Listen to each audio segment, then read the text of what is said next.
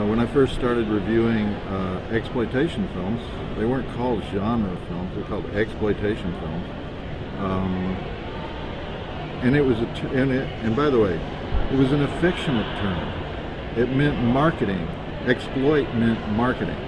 So to these guys who were marketing the films, exploitation simply meant easy marketing.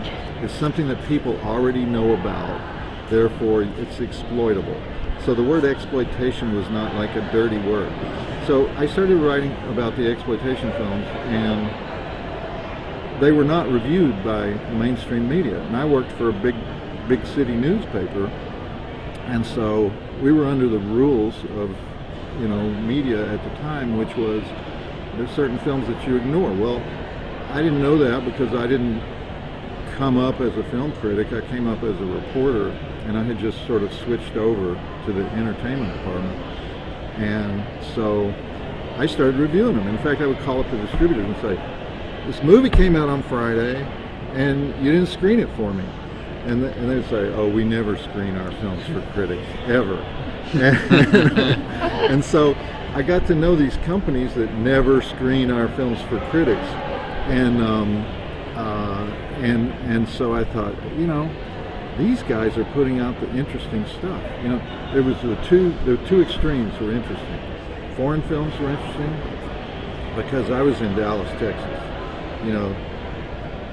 However many foreign films there are a year, 40,000 foreign films a year, right?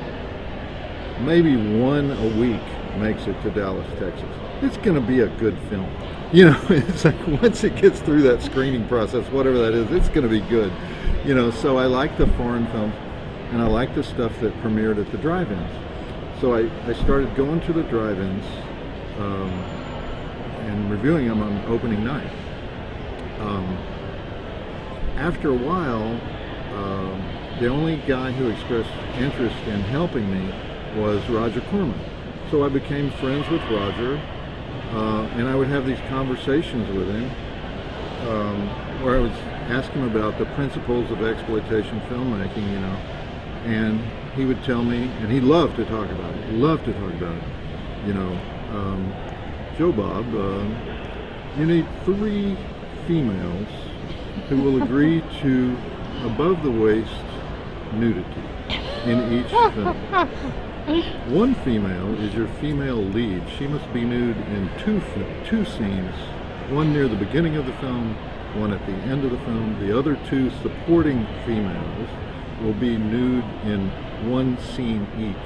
Those 4 scenes will make people think that they have seen a lot more sex than they have actually seen.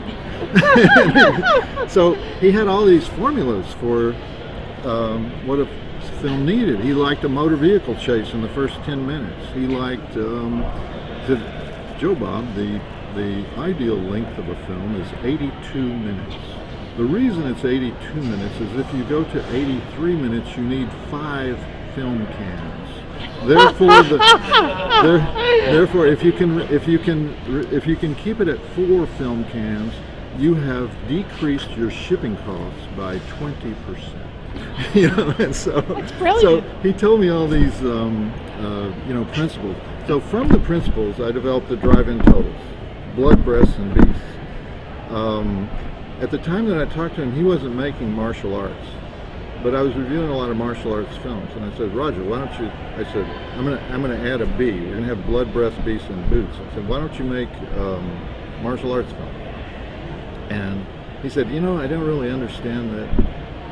I've never been a fan, and what do you think is the secret to it? And so I said, Roger, I think the key is, yet they had these huge numbers for films that were made in Hong Kong. They were making a lot of money. And so I said, Roger, I think that I think the key is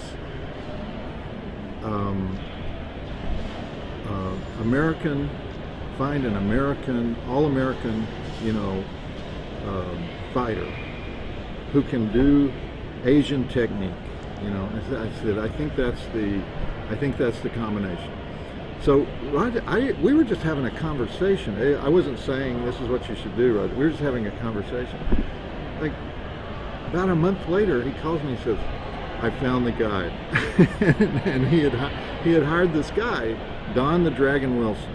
He found this guy. He'd won a bunch of martial arts competitions, and I think Roger made like 20 movies with this guy, and apparently they all made money. And years later, I had Don the Dragon on my show, and he says, I really need to thank you for my career. he says, I never thought about being in a movie, and then Roger showed up, and he said, and he told me the story. And so there were all these genres. Each genre had a set of rules. That's how the drive-in totals were created, and just in a way to. I did it a couple times, and people laughed, and they liked it, and so I kept doing it. We love it.